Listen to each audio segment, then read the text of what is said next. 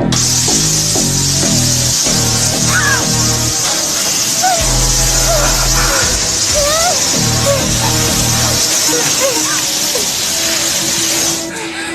we are talking about today is a suspenseful, thrilling work of revenge that carries its own cold and eerie atmosphere. The video is permeated with the suffocating sense of being abducted, the helplessness and collapse after being imprisoned, the dangerous aura within ambiguous provocations, the sheer thrill of a desperate counterattack, and the heart-pounding acceleration of a life-or-death escape. Almost every frame of the imagery is like a red-hot iron brand, pressing heavily upon the audience's tense nerves.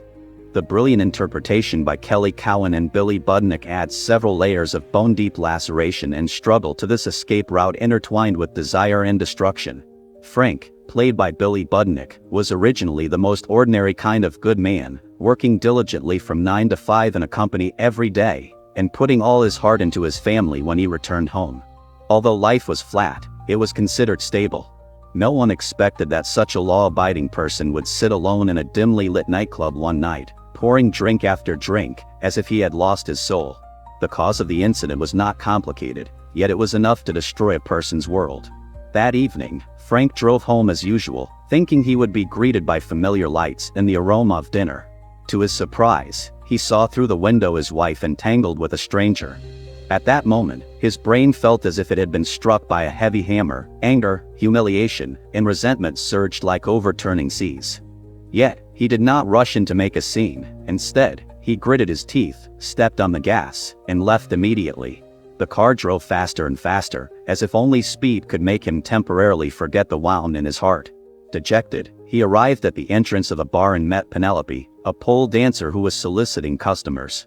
This woman had a hot figure, and her every move carried temptation. Her purpose was very realistic: to make money from the guests. Seeing Frank's low spirits and his generous spending, she immediately clung to him with ambiguous words and light, flirtatious movements, quickly bringing the distance between the two very close. Just as the atmosphere was heating up, a crude shout interrupted everything.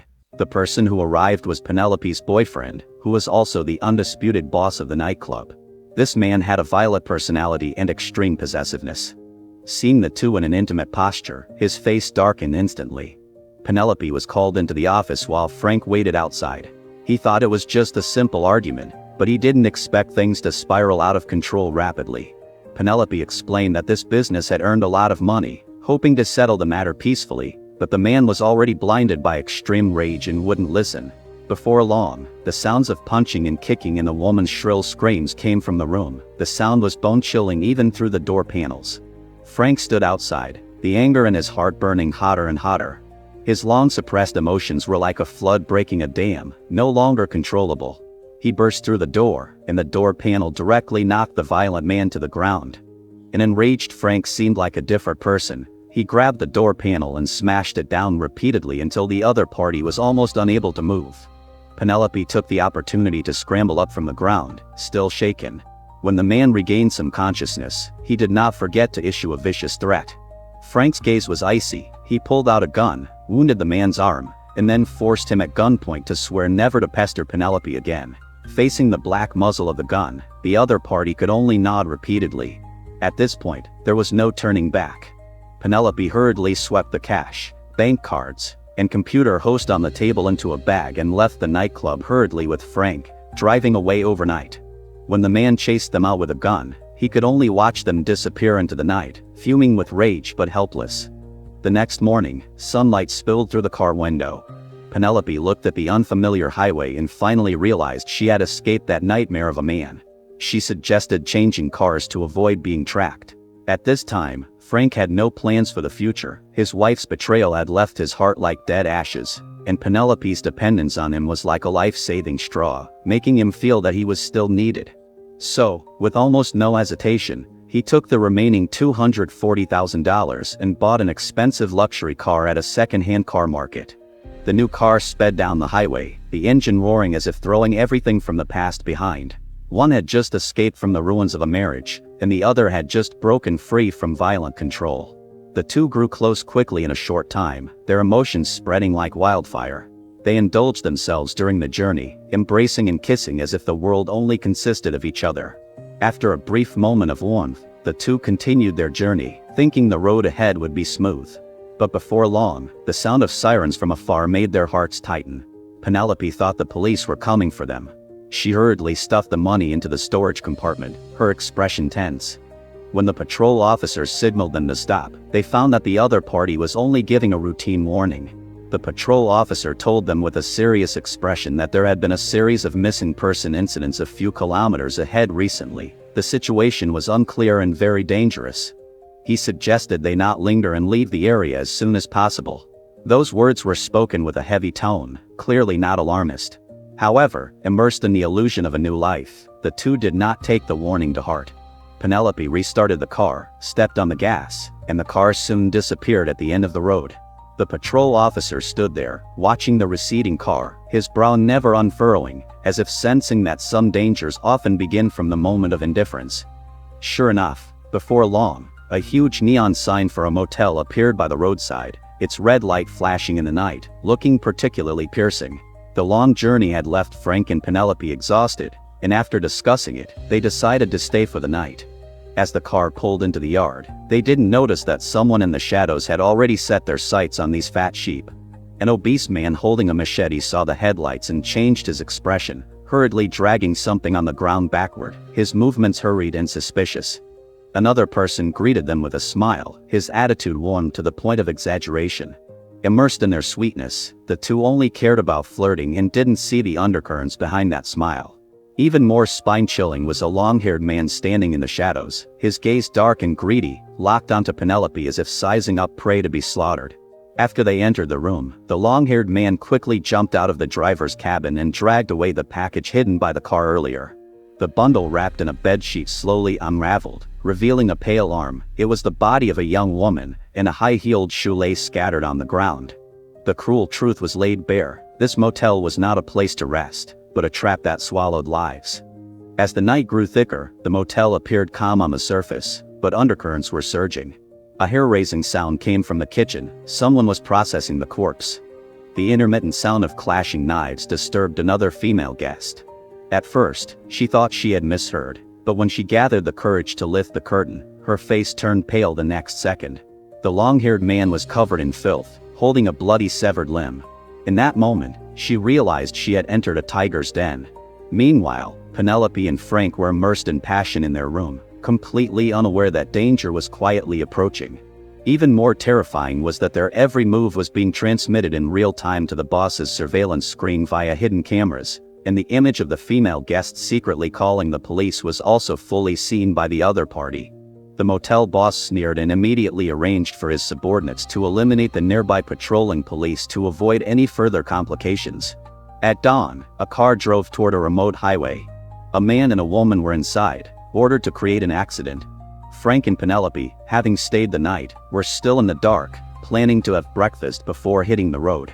As they went back to their room to pack, the female guest who had called the police took the opportunity to run to the parking lot and hide in their car, waiting for a chance to ask for help. On the other side, a thrilling scene unfolded on the highway. As the patrol car approached, the man suddenly grabbed his female accomplice's hair in the middle of the road and started beating her.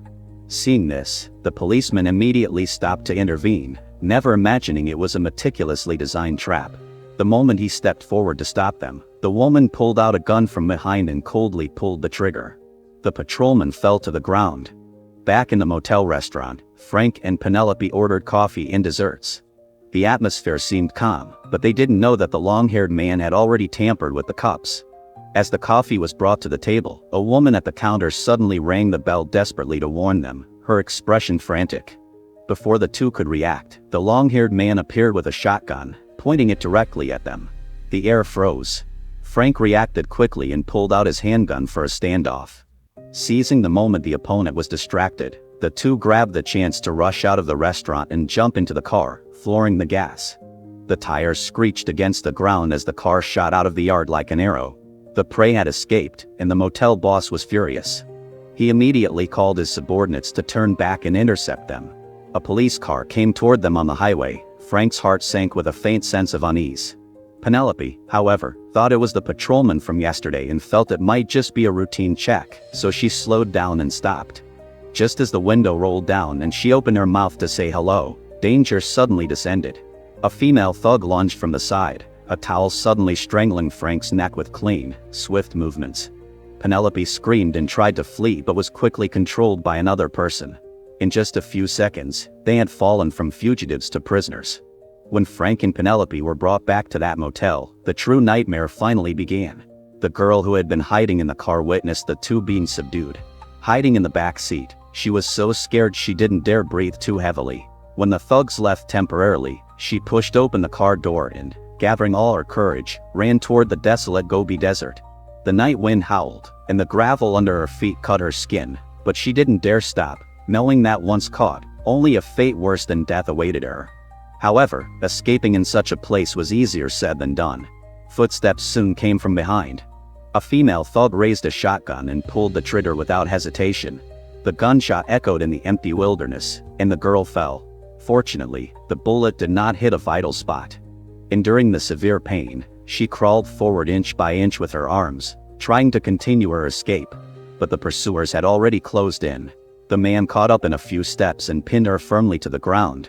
She struggled desperately, scratching and hitting with both hands, but the disparity in strength was too great, and she was quickly suppressed. In this uninhabited place, even if one screamed until their throat was hoarse, no one would hear.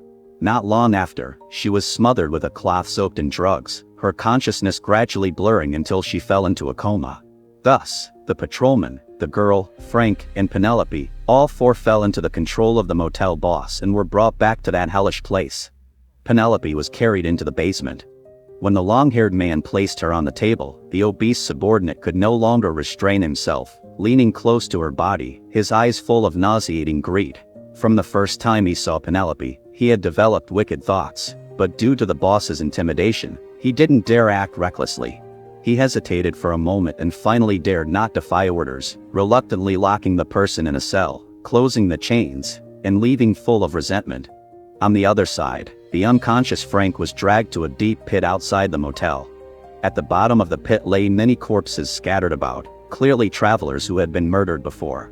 At that moment, he finally understood that this was not an ordinary black shop, but a death trap specifically for hunting passers-by. Penelope's situation was equally perilous. The long-haired man, perhaps because he coveted her beauty, did not act immediately, but the female thug showed no mercy. She used a high-pressure water gun to blast Penelope. The cold water mixed with intense pressure made it almost impossible to breathe. She seemed to enjoy it, watching Penelope in a wretched state and revealing a smug smile instead. When the moon was high, Frank woke up in the pit. He tried again and again to climb up, but the walls were slippery and steep, and he slid down every time. Just as he was exhausted, the motel boss appeared at the edge of the pit and coldly laid out the conditions. Either join them and become an accomplice to save his life, or wait here to die. Night fell again.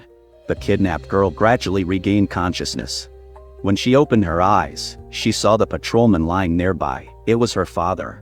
The immense grief almost suffocated her. She never imagined her father had paid with his life to come find her.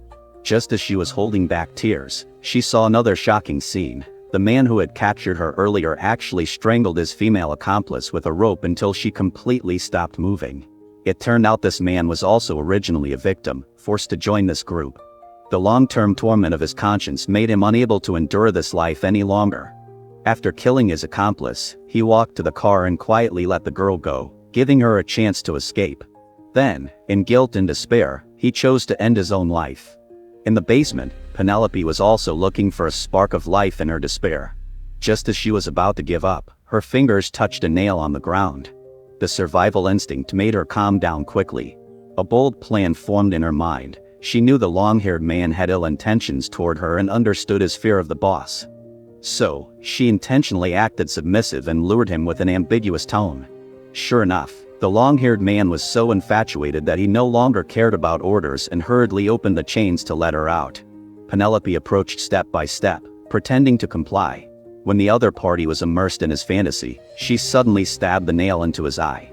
The long-haired man screamed and fell to the ground, rolling in pain. At the same time, Frank saw the man's body in the pit and had an idea. He used the body as a stepping stone and climbed out with all his strength. Following the commotion from the basement, he ran all the way and finally found Penelope. At this time, she had already subdued the enemy, but her foot was still locked by a chain. The key was not far away, but she couldn't reach it. At the critical moment, Frank rushed in and helped her retrieve the key. The chain was opened, and the two finally regained their freedom. They did not stay for a moment, rushing out of the basement toward the parking lot. The engine roared, and the car sped away from the motel. When the boss rushed out, he could only watch them disappear into the night. The two thought they had finally escaped the nightmare, but fate didn't seem ready to let them go yet. Before long, the figure of the motel boss suddenly appeared on the road ahead. He stood in the middle of the road, seemingly certain they would stop. Frank's gaze, however, became more determined than ever. He did not slow down. Instead, he floored the gas pedal. The car charged forward like a beast. With a loud bang, the boss was knocked down and rolled under the car, completely ending his evil life. The car continued forward, away from that wilderness full of blood and despair. The core of this story is not just about thrills and revenge, it reveals the two sides of human nature. On one hand is the cruelty and greed of the motel boss and others, who can hurt people without any bottom line for profit. On the other hand are Frank, Penelope, and the man whose conscience was not entirely lost, who still did not give up hope and integrity in desperate situations. The entire plot is heart-pounding yet thought-provoking. People may find it hard to see themselves clearly in times of prosperity, but at the moment of life and death, choices often determine a person's true character. Some will fall into the abyss to save their lives, while others will fight for everything to hold on to the bottom line. After watching this video, the greatest feeling is that the world is not always black and white, and human nature is never simple good or evil. What is truly precious are those who are still willing to choose the light in the darkness. Perhaps because of this, Frank and Penelope were finally able to escape to safety, while those swallowed by greed and desire eventually reaped what they sowed.